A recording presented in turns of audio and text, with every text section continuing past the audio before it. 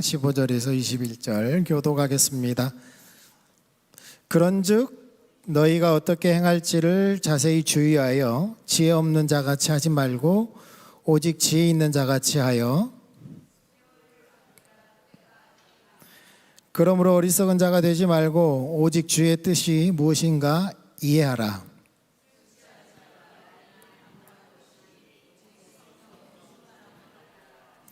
시와 찬송과 신령한 노래들로 서로 화답하며 너희의 마음으로 주께 노래하며 찬송하며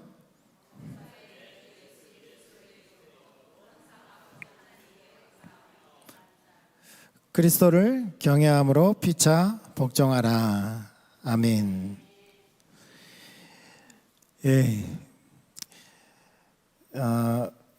이 무더위 가운데 살아가시느라 고생이 많습니다. 또한 이 시대가 그렇게 또 만만한 시대가 아니죠. 나라적으로도 그렇고 전 세계적으로도 그렇고 뭔가 이렇게 혼탁한 시대를 우리가 살아가고 있는 것 같습니다. 그래서 오늘 본문 말씀에 보면 16절에 세월을 아끼라 때가 악하니라 이렇게 말씀하고 있습니다. 뭐라고요? 세월을 아껴라 때가 악하다. 그래서 우리가 이 시대에 우리가 어떻게 살아가야 할 것인지 우리가 말씀을 통해서 우리의 삶의 방향을 좀 점검하고 또 그렇게 나아갔으면 좋겠습니다. 이 시대를, 오늘날과 같은 시대를 우리는 말세 지말이라고 말합니다. 그렇죠? 무슨 일을 보면 어이구 말세요 말세 그러잖아요. 근데 말세 중에서도 우리가 말세의 끝을 살아가고 있습니다. 그래서 여기저기에서 주님께서 오실 그 징조들이 하나 둘씩 나타나고 있죠. 그 종말론적으로 이스라엘의 회복은 그 예수님이 다시 오실 징조 중에 가장 핵심적인 징조입니다. 그러니까 이스라엘이 나라가 거의 2000년 동안 정식으로 정부가 없는 그런 상태로 이렇게 있었잖아요. 그래서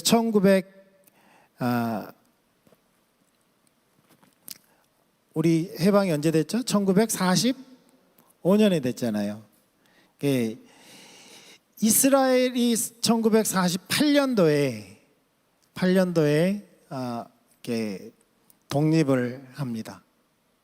다시 말해서 지금의 그 팔레스타인 땅을 지금 이스라엘이 지금 이렇게 정식으로 이렇게 국가로서 되어 있는 그 땅이 이스라엘이 1948년도에 생겨나게 된 거죠. 정식 국가로. 그러니까 바벨론 포로 이후에 이스라엘은 거의 2000년 동안 나라 없는 그러한 상태로 지내왔던 겁니다. 우리를 한번 생각해 보십시오. 우리가 나라 없는 시기가 있었죠. 36년 나라가 없어도 36년 나라가 없어도 그래도 우리나라는 그냥 주권이 없어진 주권이 침탈된 상태였잖아요. 땅은 있었고. 근데 이스라엘은 여기저기 흩어져서 땅도 없고 주권도 없고 국가로서 형태가 없이 2000년을 지나온 거예요. 그런데 어느 날 이스라엘의 나라가 정식으로 독립국가로 선언하고 세계에 등장하게 된 거죠. 그래서 이러한 징조는 예수님이 다시 오실 징조 중에 매우 중요한 징조로 종말론자들은 그렇게 여기고 있습니다. 우리가 살아가는 이 시대를 말세 지말이라고 말하는데 성경에서는 어느 때와 같다라고 말씀하냐면 마태복음 24장 37절에서 39절에 이렇게 말합니다. 노아의 때와 같이 인자의 임함도 그러하리라. 그러니까 예수님께서 다시 오실 인자의 임함이라는 것은 예수님의 재림을 가리키는데, 예수님이 재림할 때에 어느 때와 같다는 거예요? 노아의 때와 같다라는 겁니다. 홍수 전에 노아가 방주에 들어가던 날까지 사람들이 먹고 마시고 장가들고 시집가고 있으면서 홍수가 나서 그들을 다 멸하기까지 깨닫지 못하였으니 인자의 임함도 이와 같으리라. 보십시오. 먹고 마시고 장가들고 시집가고 좋은 일이잖아요. 그렇죠? 맞죠? 어느 시대에 이런 것이 많이 일어납니까? 태평성대에 일어납니다. 태평성대. 전쟁이 나고 기근이 나고 어려운 일이 당하면 어떻게 장가를 가요? 어떻게 시집을 가요? 어떻게 먹고 마셔요? 태평성대에 일어나는 거죠. 태평성대. 그래서 홍수가 나기까지 알아차렸다고요? 못 알아차렸다고요? 못 알아차렸다고요. 예.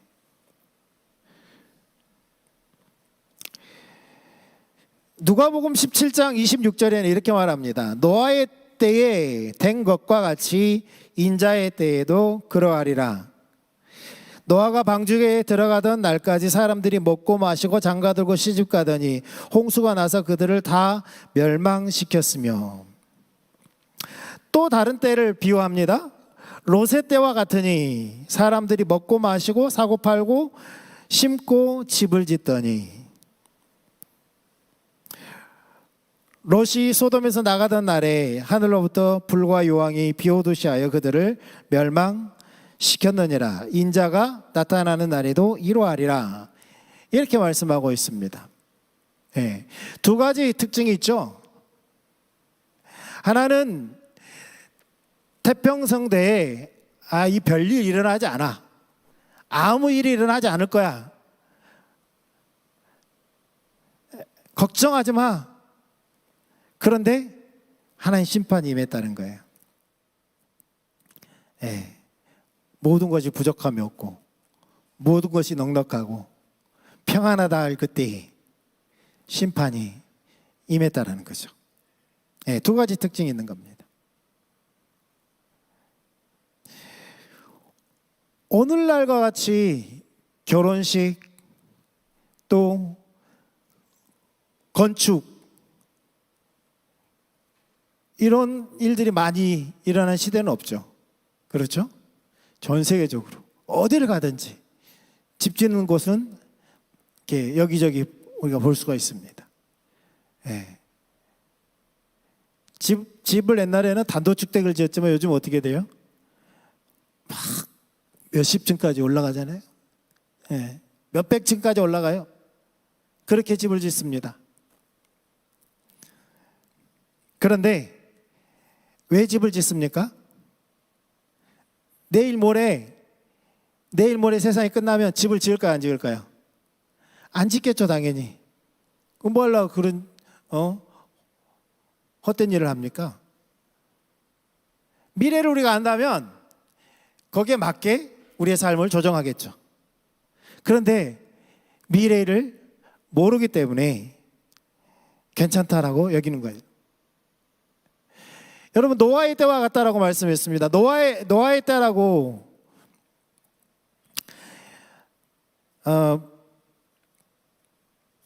무두셀라가 태어날 때에 그의 아버지가 그의 이름을 무두셀라라고 지었어요.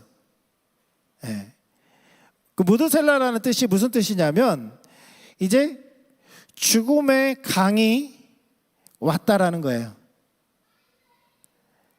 심판이 왔다라는 뜻입니다. 심판이 왔다라는 뜻이에요. 무두셀라를 누가 낳았어요? 에녹이 낳았죠. 에녹은 하나님과 300년 동안 동행을 하면서 하나님의 행하실 일을 미리 알았어요. 예언적으로 알았어요. 그래서 그의 아들 이름 무두셀라라고 지었습니다. 심판이 임박했기 때문에. 그래서 노아는 세월을 아껴 살아갔습니다. 300년 동안 하나님과 동행하는 가운데 살아갔어요. 네. 왜요? 하나님과 동행하면서 미래를 미리 보았기 때문에 그렇습니다. 그래서 그의 아들이 태어날 때에 하나님께서 노아에게 감동을 주셔서 그의 이름을 무드셀라라고 지었어요. 그런데 노아의 아버지는 누굽니까? 우리 양성식 성도님 노아의 아버지인데, 성경에 보면 노아의 아버지가 라멕이죠. 라멕이 노아를 낳고 이름을 노아라고 합니다. 노아의 뜻이 뭐냐면 안위라는 뜻이에요. 안위, 평안이라는 뜻이거든요. 그러니까 라멕이 노아를 낳고 안도의 한숨을 쉬면서, 안도의 한숨이라는 뜻이에요. 노아가 이제 됐다. 여러분, 시대가 악한 것을 알면 어떻게 살아간다고요? 에녹처럼 살아간다고요. 근데 시대가 악한 줄 모르고 살아가면 누구처럼 살아가냐면 라멕처럼 살아가요. 라멕은 아들을 낳고 그 아들 이름을 노아라고 지었다고요. 근데 하나님께서 분명히 어떤 마음을 주셨으니까 그 이름을 노아라고 지었겠죠. 하나님께서 세상을 안위하게 해서 노아를 주셨어요. 그런데 해석을 잘못했어요. 무슨 해석을 했냐면 안도의 한숨을 쉰 거예요. 세상이 괜찮아질 줄 알았나 봐요. 세상을 괜찮을 줄 알았나 봐요. 안도의 한숨을 쉬었어요.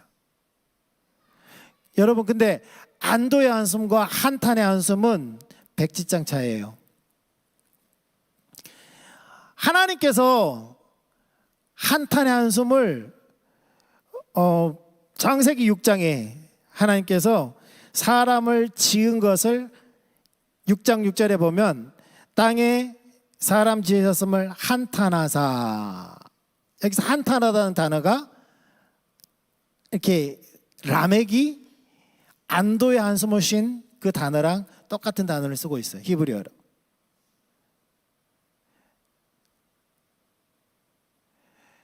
그러니까 하나님의 마음을 아는 사람은,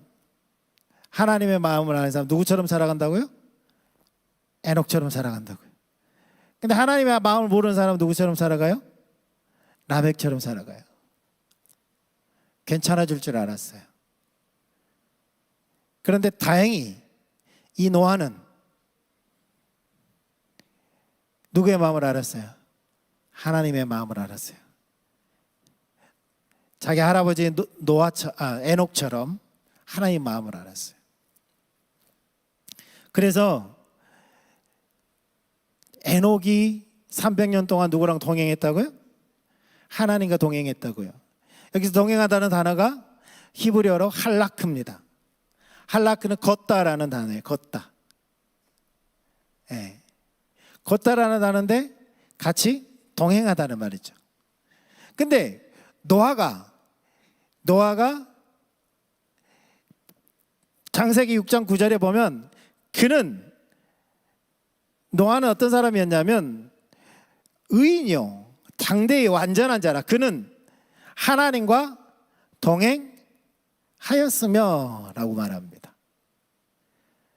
다시 말해서 노아는 하나님과 동행했는데, 이 동행하다는 단어가 무슨 뜻이라고요? 무슨 단어라고요? 할라크, 걷다, 하나님과 걸었다, 그 말이라고요. 그런데 이 하나님과 걸었다라는, 동행했다라는 이 말을 히브리서 11장에는 믿음으로 노아는 하나님을 어떻게 했어요? 하나님과 동행이 있다라고 기록하지 않고 믿음으로 노아는 하나님과 하나님을 기쁘시게 하는 자라 일컬음을 받고 하나님의 증명을 받았어요. 네. 하나님의 도장을 받았어요. 하나님을 기쁘시게 한 자라고. 그러니까 하나님과 동행하는 자가 하나님 기쁘시게 하는 거죠. 하나님과 동행하는 자가 하나님의 뜻을 알고 하나님의 그 하시고자 하시는 그 일에 동참하게 되는 겁니다. 뭘 걸어서요? 전 삶을 들여서. 네. 하나님과 동행했다라는 말은 다른 말로 하나님과 친밀한 교제 가운데 있었다라는 말이에요. 하나님과 친밀한 교제 가운데 있으니까 하나님께서 그에게 뭘 보이세요? 하나님의 목적을 보이세요. 하나님의 목적이 무엇입니까? 노아에게 보인 하나님의 목적. 목적이 뭐예요? 이렇게 물어보면 많은 사람들이 세상을 심판할 것이 하나님의 목적이라고 이렇게 대답하는 경우가 많아요. 그런데 하나님의 목적은 세상을 심판하는 게 목적이 아닙니다.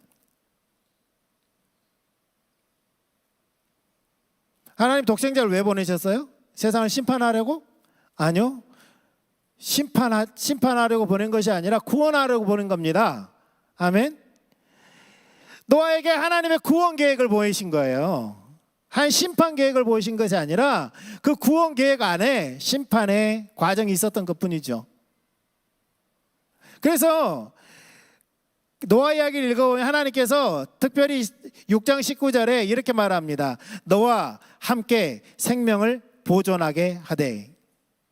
그러니까 하나님께서 그 암수, 그러니까 정결한 짐승과 부정한 짐승들을 나눠서 이렇게 동물들을 쌍으로 이렇게 불러들이잖아요. 그렇게 하신 목적이 노아의 가족과 노아의 8가족과 그 다음에 생명을, 코로 숨쉬는 모든 생물의 생명을 보존하기 위해서 방주를 짓게 하신 겁니다. 그러니까 하나님의 목적은 심판이 아닙니다. 하나님의 목적은 구원입니다.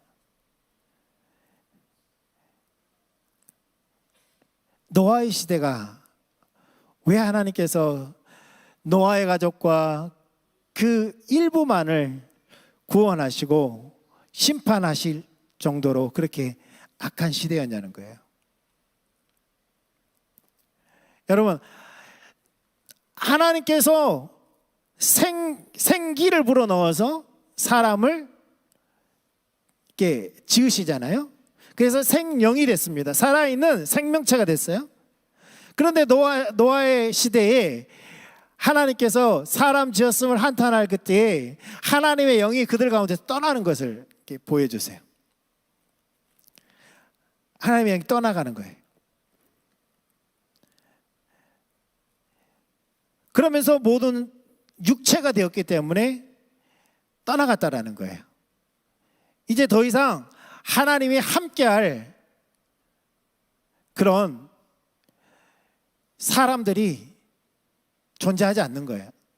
노아 외에는. 그래서 요엘서에 하나님께서 다시금 모든 육체에 뭘 부어주겠다고 말씀하세요?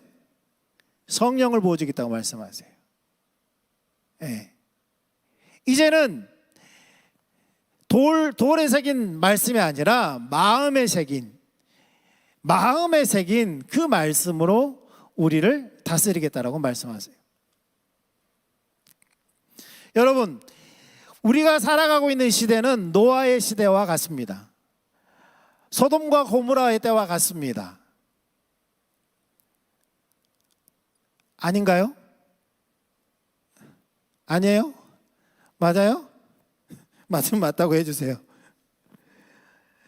이러한 시대를 살아가고 있는데 성경은 우리에게 이 악한 시대가 왜 악하냐면 요한일서 5장 19절에 또 아는 것은 우리는 하나님께 속하고 이 세상은 악한 자 안에 처한 것이라 그랬어요.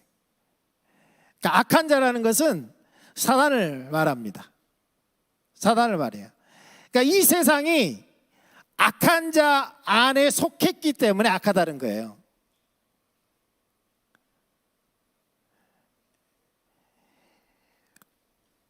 그런데 이 악한 자는 공중의 권세 잡은 자예요. 공중의 권세 잡은 자라고요. 예. 이 공중의 권세 잡은 자가 우리를 혼미케 만든다라고 고린도후서 4장 4절에 말해요. 그래서 그 중에 이 세상 신이 믿지 아니하는 자들의 마음을 혼미하게 하여 그리스도의 영광의 복음의 광채가 비치지 못하게 하매니. 그러니까 하나님을 신뢰하지 못하고 하나님의 말씀 믿지 못하고 헷갈리게 만드는 거예요. 혼미케 해서 말씀을 헷갈리게 만드는 거예요. 예, 뭐가 진리인지 뭐가 거짓인지를 이렇게 흐려버리는 거죠. 흐려버리는 거예요. 공중의 권세 잡은 자가 그를 따르고 그에게 속한 것이 악하다는 겁니다.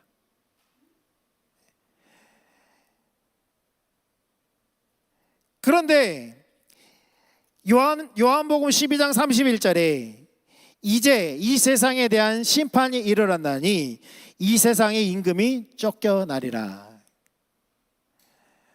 그러니까 아직은 쫓겨나지 않았고 쫓겨날 것이다라는 겁니다. 여러분, 예수님이 십자가에서 우리의 모든 죄와 우리의 모든 연약함과 우리의 모든 질병과 주님께서 다 십자가에서 도말하셨어요. 아멘. 그런데 왜 우리는 여전히 죄를 이기지 못하고 세상을 이기지 못하죠? 왜 그렇습니까? 적을 알고 나를 알면 싸워서 100번 싸워서 몇 번 이길 수 있습니까? 100번 이길 수 있다라고 말합니다. 세상에서도.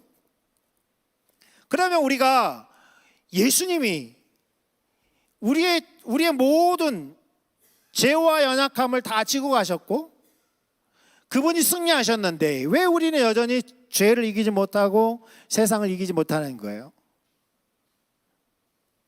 왜 그래요? 적도 모르고 나도 모르기 때문에 그런 거죠. 적도 모르고 나도 모르기 때문에 그래요.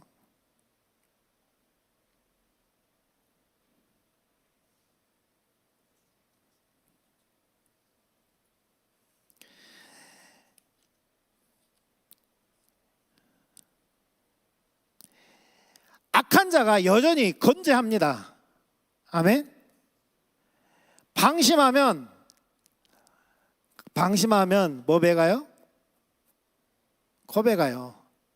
사단은 여전히 우리를 방심케 해서 혼미케 해서 진리에서 떠나게 만들고요. 그 다음에 진리에서 떠나서 진리의 문을 나서는 순간 그 문 앞에 움츠리고 있다가 우리를 낚아채서 집어삼킵니다.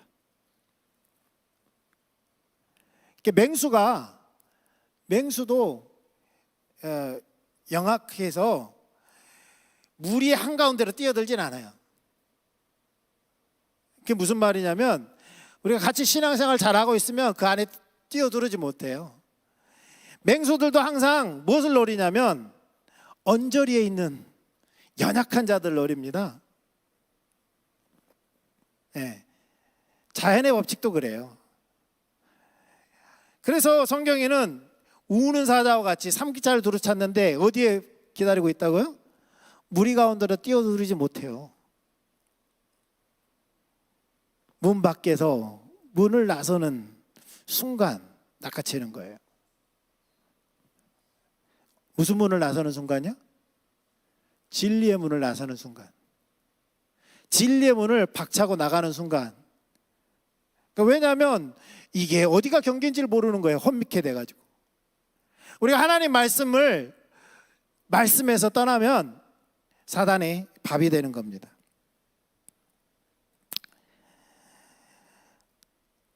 또한 적을 알아야 되는데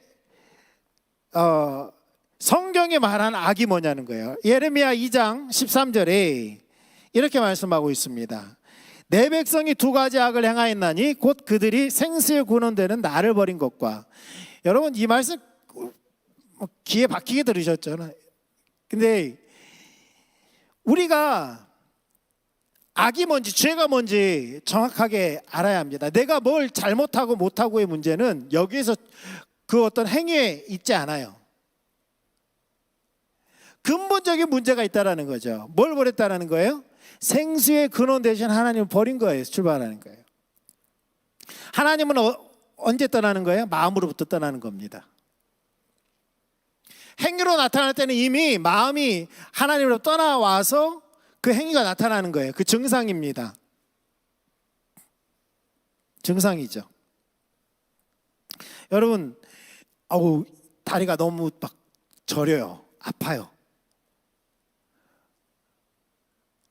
종아리가 너무너무 막 저리고 아파요. 이게 뭐예요? 증상이죠. 원인은 뭘까요? 원인은 뭘까요? 모르죠. 진단을 받아봐야 할지. 의사한테 가봐야 알아요.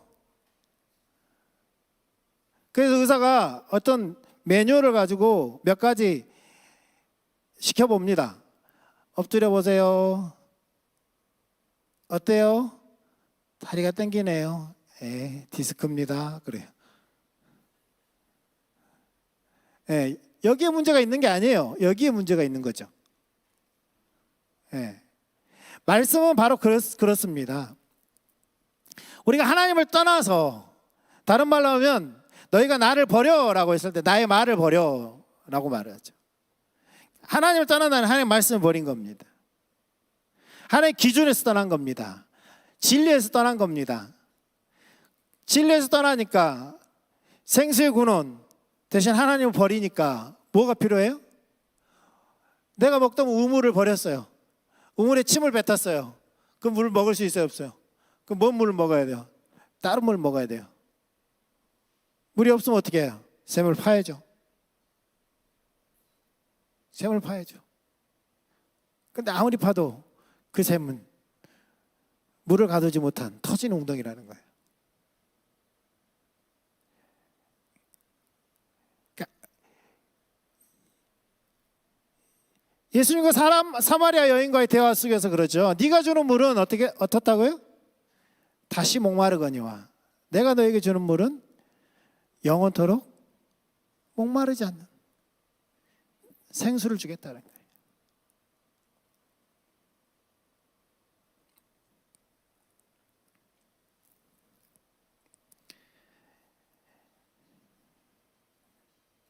보다 근본적인 적을 알아야 되는 거죠.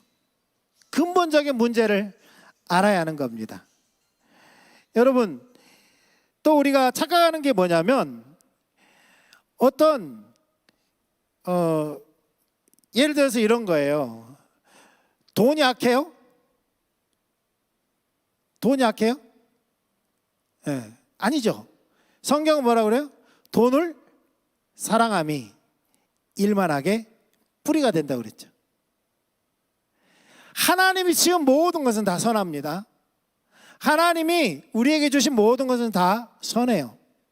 문제는 뭐냐면 구조가 악한 것이 아니라 방향이 악한 겁니다. 방향이 문제예요. 그래서 성경은 끊임없이 우리에게 악한 길에서 돌이키라고 말합니다. 돌이키라는 말은 뭐예요? 가던 길을 멈추고 어떻게 하라는 거예요? 다시 돌아서서 돌아오라는 거잖아요. 돌아오라는 거예요. 그 방향이 잘못됐으니까 멈추고 방향을 틀어서 180도 틀어서 다시 돌아오라는 거예요. 누구에게로? 하나님께로. 그래서 예레미야 26장 3절에 이렇게 말합니다. 그들이 듣고 혹시 각각 그 악한 길에서 돌아오리라. 하나님은 돌아오기를 기다리시는 거죠. 어디로요? 진리에서 떠났으니까 진리로 돌아와야 되는 거죠. 하나님으로부터 떠났으니까 하나님께로 돌아오라는 겁니다. 그러면 하나님께서 재앙을 내리려고 했던 그 뜻을 돌이키겠다라고 말씀합니다. 심판을 돌이키겠다고 말씀합니다. 역대하 7장 14절에도 이렇게 말을 하죠. 내 이름으로 일컫는 내 백성이 그들의 악한 길에서 떠나 스스로 낮추고 기도하여 내 얼굴을 찾으면 내가 하늘에서 듣고 그들의 죄를 사하여 그들의 땅을 고칠지라. 하나님께서 한 발 더 나아가서 이렇게 말합니다. 돌아오되 누구를 찾으라는 거예요? 하나님을 찾으라는 거예요. 하나님의 얼굴을 구하라는 겁니다. 여러분, 하나님의 얼굴을 구하는 것이 무엇입니까? 하나님의 얼굴 구하는 삶, 하나님 찾는 삶, 우리 많이 배웠잖아요. 하나님 찾는 게 뭐예요? 하나님의 얼굴 구하는 게 뭐예요? 네. 하나님 얼굴을 이렇게 눈을 감으면 하나님 얼굴이 막 보이는 거예요? 네? 동그라미 그리려다 하나님 얼굴 그리는 거예요? 하나님 그분을 알기를 구하는 겁니다. 그분의 성품 알기를 원하는 거예요. 그분의 목적 알기를 원하는 거죠. 그분의 그 목적을 이루는 길이 무엇인지 알기 위해서 하나님께 나아가는 겁니다. 하나님 그분만 알기를 원하는 거예요. 이것이 하나님 찾는 것이고 하나님의 얼굴 구하는 거예요. 그런데 하나님 그분을 알기 원하고 그분의 목적을 알기 원하고 그분의 길을 알기 원하기 위해서는 우리가 통로가 필요해요. 통로가. 여러분 하나님 알기 원하시죠? 하나님의 목적 알기를 원하시죠? 하나님의 길 알기를 원하시죠? 근데 어떻게 알 거예요? 어떻게 알기를 원하세요? 그럼 어떻게 그 알기 위해서 어떻게 하고 계세요? 네? 아마 하고 계실 거예요. 말을 표현을 못해서 그렇지. 네. 크게 세 가지로 우리는 그 통로를 말할 수 있어요. 우리 좀 전에 우리 찬양과 경배를 통해서 예배를 드렸죠. 여러분 우리가 찬양과 경배를 할 때 그냥 와서 손 든다고 하나님 알아지는 게 아니에요. 목소리 크게 한다고 하나님 알아지는 게 아니에요. 막 춤을 춘다고 하나님 알아지는 게 아니라니까요. 하나님 어떻게 알 수 있어요? 예, 그분의 성품을 알기를 가사 가운데 우리의 마음을 실어서 주님 알고 싶어요. 주님 당신만을 알고 싶어요. 주님의 마음을 알고 싶어요. 또 주님의 길을 알고 싶어요. 주님의 목적을 알고 싶어요. 이러한 자세로 하나님 앞에 나오는 겁니다. 여러분 말씀을 읽을 때에도 마찬가지죠. 두 번째 통로는 말씀을 통해서 우리가 하나님 그분을 알 수 있습니다. 하나님의 그분의 목적을 알 수 있습니다. 그분의 길을 알 수 있습니다. 기도를 통해서 알 수 있습니다. 근데 공통적인 게 있어요. 그 자세를 가지고 나와야 돼요. 근데 아까 우리가 읽었던 말씀 중에 역대하 7장 14절에 선행해야 될 일들이 있습니다. 내 이름을 일컫는 내 백성이 그들의 악한 길에서 떠나. 그 길을 계속 가면서 하나님 알기를 원해요. 하나님 목적 알기를 원해요. 하나님 길 알기를 원해요. 아무리 그렇게 기도해봐야, 그 길을 가면서 아무리 예배해봐야 하나님은 자신을 계시하실지언정 우리가 눈이 가려져서 안 보입니다. 왜요? 우리의 눈은 저기를 향하고 있는데 하나님이 아무리 계실래 해도 내 뒤통수에 눈이 없는 이상 어떻게 그걸 알 수 있겠어요? 내 마음은 여기에 있는데 하나님이 아무리 계시를 하신다 한들 어떻게 깨닫겠어요? 못 깨닫죠.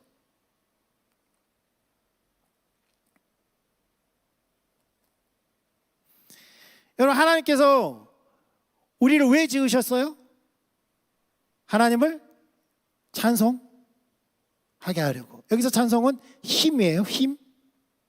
영어로 힘인데, 힘이라는 말은 수직적인 관계를 말합니다. 수직적인 관계예요. 그래서 수직적인 찬양만이, 수직적인 내용만이 찬양이에요. 수평적인 것은 찬양이 아닙니다. 예, 그냥 교제를 위한 노래예요. 수평적인 것은. 그래서 수직적인 것만이 하나님을 찬양하는 겁니다. 그래서 우리가 1단계, 2단계를 통해서 수직적인 예배를 드리는 거예요. 그럼 왜 하나님께서 그 찬송하게 하려고 우리를 지었냐? 목적이 있죠. 목적이. 찬송을 하는 게 목적이 아닙니다. 찬송을 하는 게 목적이 아니에요. 하나님의 목적은. 예. 그 찬송 가운데 하나님은 거하기를 원하세요. 아멘. 이 찬송을 통해서, 경배와 찬양을 통해서 하나님 우리를 만나기를 원하세요.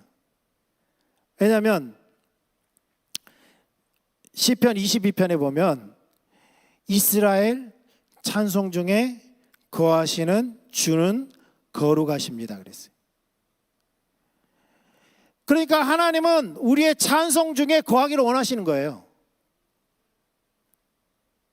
성막을 지은 것이 목적이 아닙니다. 성막 자체가 목적이 아니에요. 성막을 지음으로써 이스라엘 백성들 가운데 거하는 것이 하나님의 목적입니다. 예. 그러니까 우리가 찬양을 통해서, 말씀을 통해서, 기도를 통해서 누구 알기를 추구해야 돼요? 하나님 알기를 추구하는 거예요. 악한 길에서 떠나. 악한 길에서 떠나. 누가 필요해요? 주님이 필요한 거예요. 스스로를 낮추고, 이 말은 뭐예요? 겸손하게. 내 안에 누가 없어서? 주님이 없어서 마음을 가난하게 애통하는 마음으로 그렇게 주님을 구하는 거죠. 그렇게 하나님의 얼굴을 찾는 거죠. 하나님 알기를 구하는 거예요. 하나님 목적 알기를 구하는 거예요. 하나님의 길 알기를 구하는 거죠. 그리하면 하나님께서 하늘에서 듣고 우리의 죄를 사하실 뿐만 아니라 우리의 땅을 고친다라고 말씀하세요. 우리를 고친다라고 말씀하세요.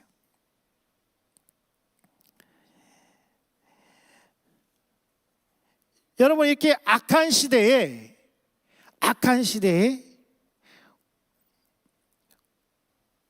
우리가 하나님, 악하다라는 것은 뭐라고요?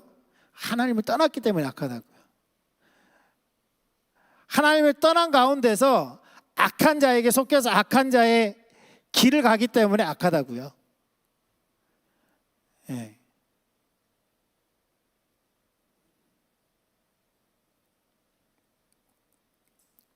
그러므로 우리에게 뭐라고 말씀합니다? 세월을 아끼라 라고 말씀합니다. 시대가 악하니까 어떻게 하라고요? 세월을 아끼라고. NIV 성경에 보면 이렇게 말하고 있어요. 모든 기회를 붙잡으라고 말씀하고 있어요. 선용하라고 말씀하세요.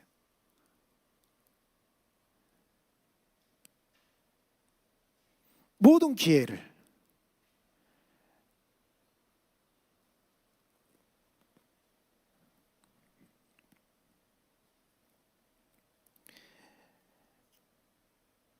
여러분, 하나님께서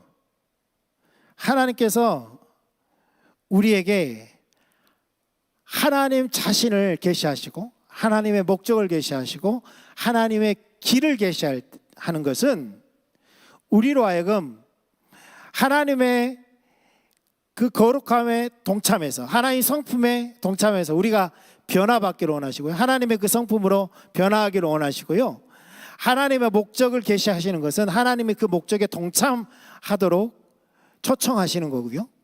또 한 가지는 뭐냐면 하나님의 길을 보이시는 것은 하나님의 길로만 행하라고, 길로만 순종하라고 우리를 테스트하는 겁니다. 우리가 하나님의 목적을 알아도요, 하나님의 길로 행하지 않는 경우가 많아요.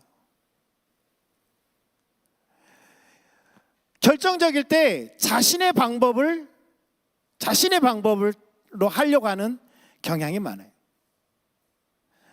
하나님의 목적은 하나님의 길로만 뒷받침하십니다. 하나님의 길로 행할 때만 하나님께서 뒷받침하세요. 그래서 모든 기회를 포착하라고 하시는 것은 우리로 하여금 악한 세상에서 악한 자가 주는 그런 것들을 물리치고, 악한 세상을 물리치고 죄를 이기고 무엇을 선택하기를 원하시는 거예요? 하나님의 길을 선택하기를 원하시는 거예요. 하나님의 길을. 그래서 이렇게 말합니다. 요한에서 5장 4절에는 무릇 하나님께로서 난 자마다 세상을 이기느니라. 세상을 이기는 승리는 이것이니 곧 우리의 믿음이니라. 아니, 하나님께로 난 자가 세상을 이긴다라고 말씀했으면 하나님으로부터 태어난 자들은 다 세상을 이기는 능력을 자동적으로 주셔야 되는데 그렇게 말씀하지 않고 어떻게 해요? 우리의 믿음이 이긴대요. 믿음이 이긴대요. 믿음이라는 것이 무엇입니까? 믿음의 성격이 무엇입니까? 그러니까 하나님 그분을 알고 그분의 성품을 신뢰하고 그분의 말씀을 신뢰하고 그분의 길로 행할 때에 그분이 뒷받침하실 것을 믿는 믿음입니다. 하나님의 은혜가 우리 가운데 와서 우리를 뒷받침하실 것을 믿는 믿음이에요. 여러분, 그 믿음에는 뭐가 필요해요? 그 믿음은 사이즈가 달라요. 그러니까 믿음이 왜 필요하냐면, 자, 여러분 100년 안에 다 돌아가실 것을 믿습니다. 이건 믿음이 필요해요, 안 필요해요? 여러분 다 100년 후, 앞으로 100년 이상 살 겁니다 라고 내가 말을 했어요. 만약에 내가 능력이 있어서 여러분에게 수명을 나눠준다면, 근데 제가 만약에 그럴 능력이 있다라고 믿는 사람은 아멘 할 거예요. 근데 아무도 아멘 안 하잖아요. 네, 내가 줄 능력이 없다는 거 알아요. 여러분, 하나님께서 우리에게 말씀하실 때에는 그냥 우리가 예측할 수 있는 그 범위 안에서 말씀하지 않아요. 그거는 믿음이 필요 없어요. 예측하면 되니까. 근데 하나님께서 말씀하시는 거는 우리의 생각을 넘어섭니다. 우리의 생각을 넘어서요. 그러니까 뭐가 필요해요? 믿음이 필요한 거예요. 여러분, 아브라함에게 벌써 시간이 이렇게 됐네요. 아브라함에게 이삭을 바치라고 그랬어요. 아브라함이 왜 그럼 이삭을 망설임 없이 죽이려고 했던 거예요? 왜요? 하나님은 죽은 자 가운데 살릴 것을 믿은 거예요. 왜요? 네 씨로 말미암아.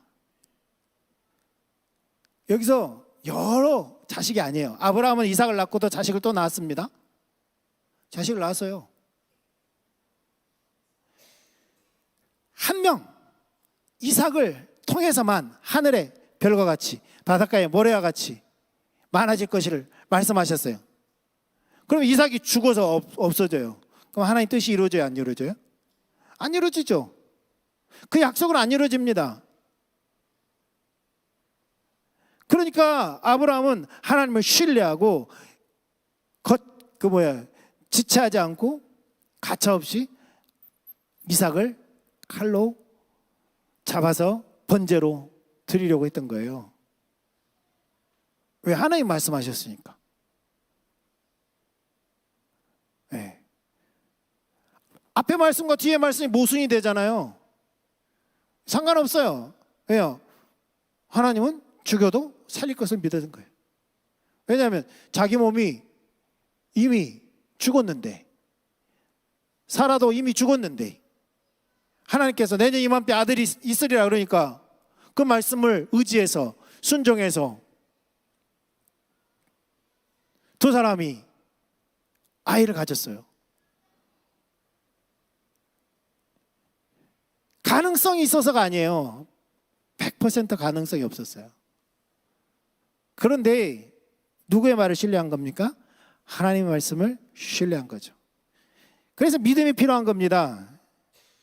믿음이 필요한 거예요. 그러니까 세월을 아끼고 우리가 모든 기회를 포착하기 위해서는 반드시 필요한 게 뭐예요? 하나님 그분을 신뢰하는 믿음이 필요한 거예요. 그래서 믿음이 없이는 하나님을 기쁘시게 할 수 없나니 하나님께 나아가는 자 반드시 그가 계신 것과 그가 자기를 찾는 자들에게 상 주시는 이심을 믿어야 할지니라. 그분이 우리의 상급 되실 것을 믿는 거예요. 그 믿음이 있어야 우리가 모든 기회를 포착할 수 있습니다. 아멘.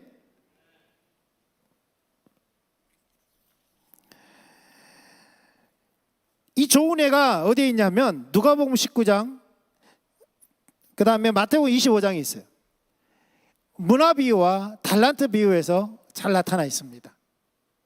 여러분 문화 비유에 보면은 누가복음 19장에 보면 어떤 귀인이 왕위를 받으려고 멀리 갑니다. 그러면서 하인들에게 뭘 나눠줘요?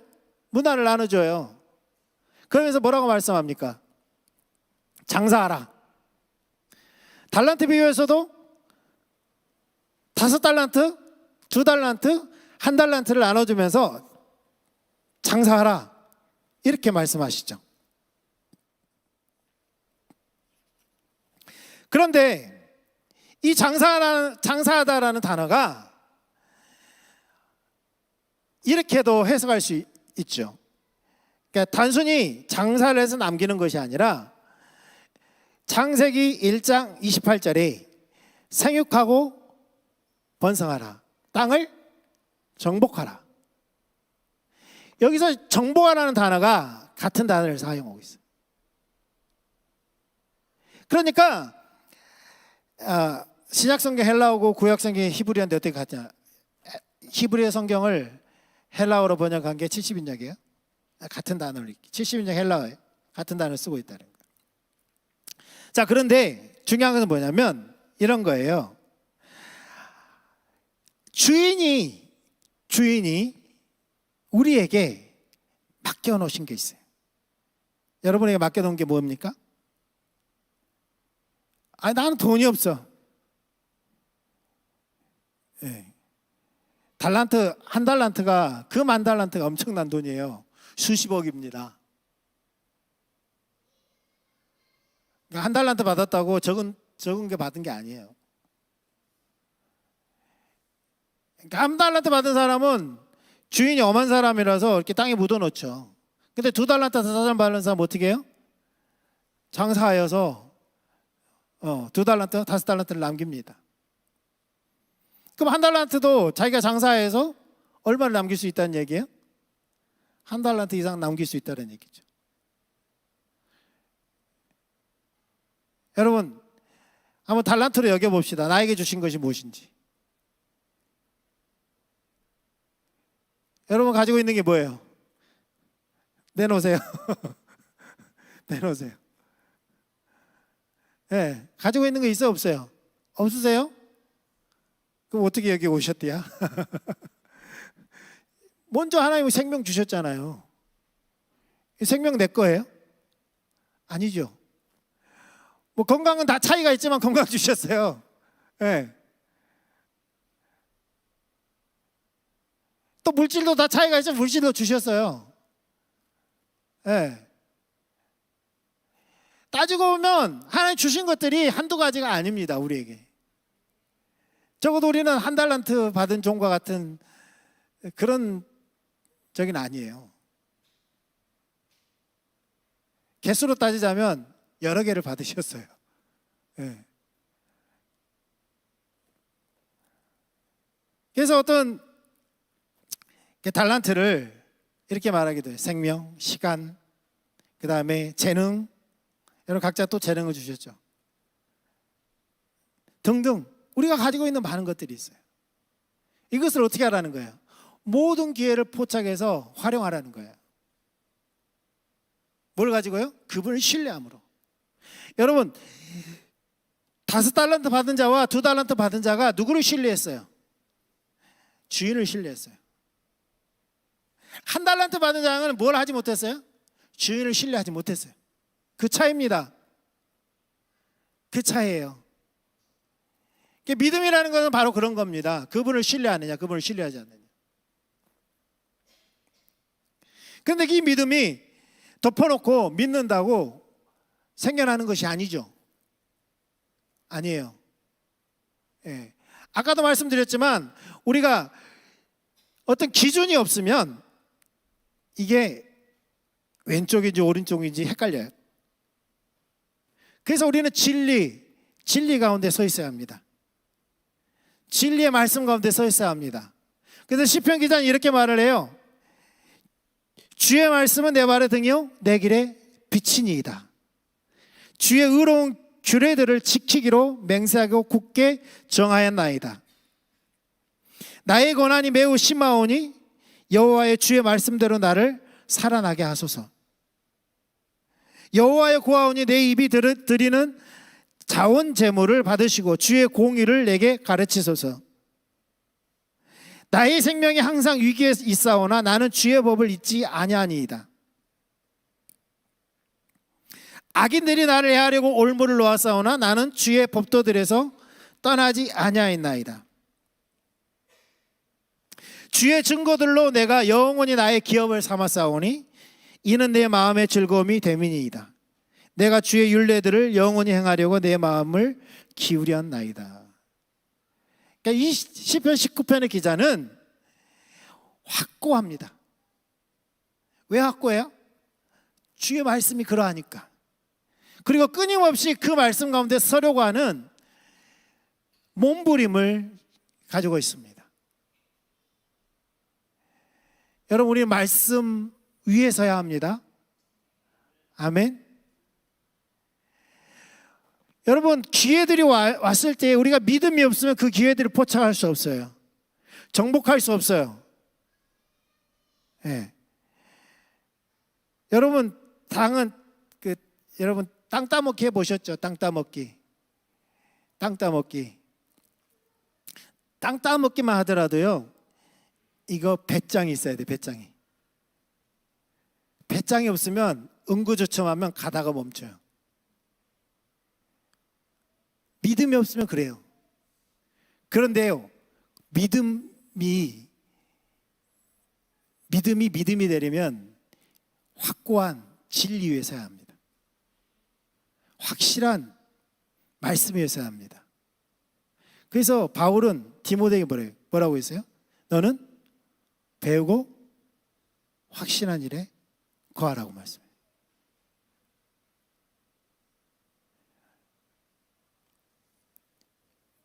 여러분 세월이 악합니다. 세상이 악합니다. 아멘. 이 악한 세상을 우리가 이기려면 뭐가 필요하다고요? 믿음이 필요하다고요. 그런데 이 믿음을 우리가 믿음되게 하려면 계속해서 믿음이 자라나려면 뭐가 필요하다고요? 진리 가운데 서야 된다고요. 주의 말씀 가운데 서야 한다고요. 그럴 때에 하나님이 주신 기회들을 우리가 온전히 포착할 수가 있습니다. 땅을 정복할 수 있습니다. 문화를 정복할 수 있습니다. 여러분의 가정이, 여러분의 직장이 하나님 나라로 하나님의 통치 가운데 들어갈 수 있습니다.